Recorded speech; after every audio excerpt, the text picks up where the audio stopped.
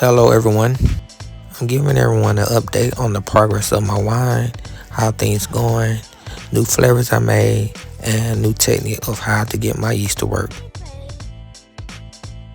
When it comes to adding the yeast to this flavor, I'm doing it different from the strawberry, so I'm going to be activating the yeast, which I have heated up some water, going to be adding sugar and a little bit of the watermelon mixture.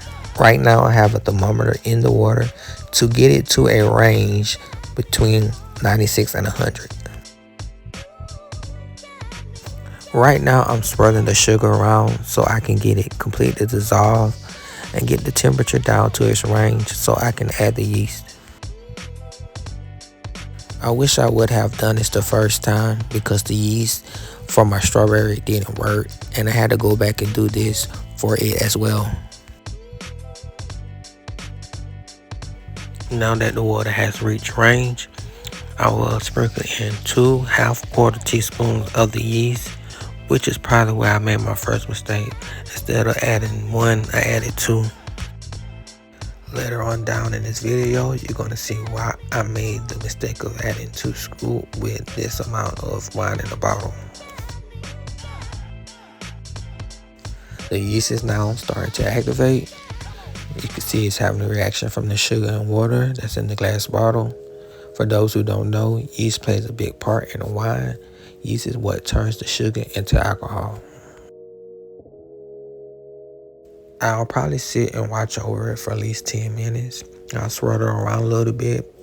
I like to wait till I start to see foam, and then I add a little bit of the juice, which is called must.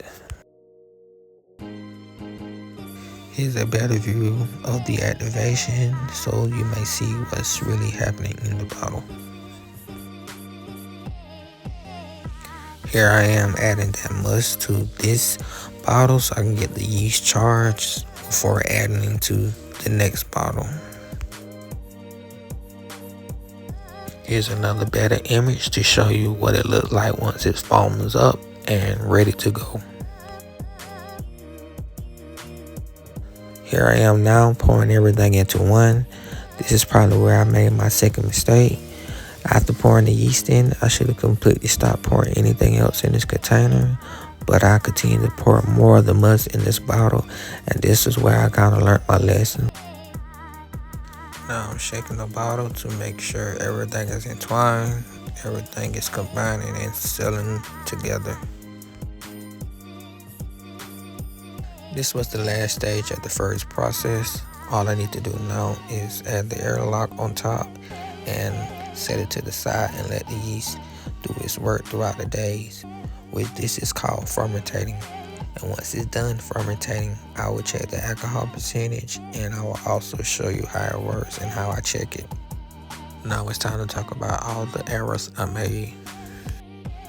So all the mistakes that I was calling out during the video, this was the outcome. Later on that night, I went back and checked and everything was running out. So even with the airlock on top, it was boiling out from the top. So I had to add a tube, which I learned from Google and YouTube. Stick a tube in, get a bottle and add water so everything will run through the tube and just fall into the water and it won't make a big mess.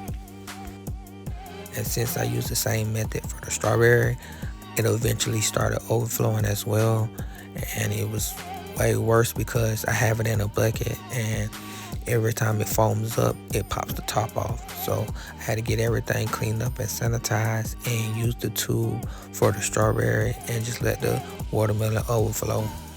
But the watermelon eventually slowed down. This here is the strawberry. I just want y'all to get a good look at it, and this was before the overflow happened. So but everything is going good and going well now. I also have 2 other flavors, blueberry mango and watermelon tropical. And if you have any ideas on flavors I should make, message me or comment. Thanks for watching. I hope you enjoy. Make sure you subscribe and check out my other socials.